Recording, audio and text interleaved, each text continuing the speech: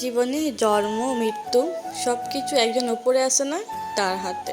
আমাদের কাছে কিছুই না। হ্যালো এভরিওয়ান, আসসালামু আলাইকুম। সবাই কেমন আছেন? অনেক দিন পর একটা মিলাদের দাওয়াত। তো মিলাদের দাওয়াত না বললেই চলে, যেহেতু মানুষ মারা গেছে। 40-এর দিন 40 করে আমাদের এখানে। তো শুধু আমাদের এখানেই না, আমাদের পুরো পৃথিবীতে এটা করা নিয়ম এখন শুরু হয়েছে।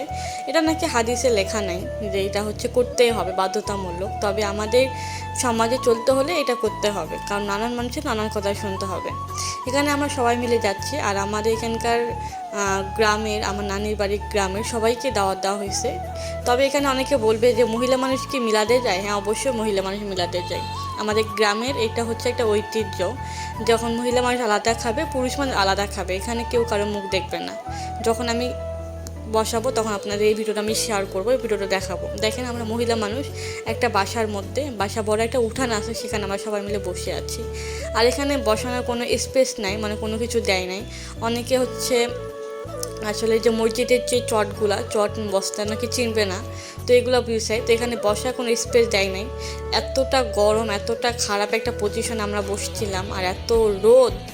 তবু আমরা আলহামদুলিল্লাহ, যতটুকু খাওয়াইছে আল্লাহ, আলহামদুলিল্লাহ। তো এখানে সবাই গরমে অস্থির হয়ে গেছে। আমার মেয়েটা অনেক গরমে, তো আমার মেয়ে তো জায়গা পায় না, লাস্ট পর্যন্ত মাটিতে সবাই মিলে বসছি।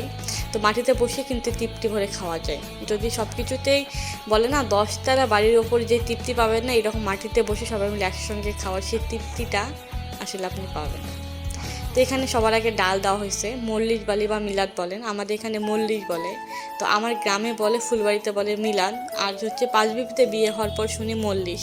তো দুই দিকের ভাষা দুই দিক রকমের।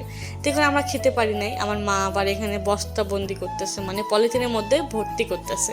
তো খাবারটা তো নষ্ট করা যাবে না, খাবার তো অপচয় করা যাবে না, এই কারণে।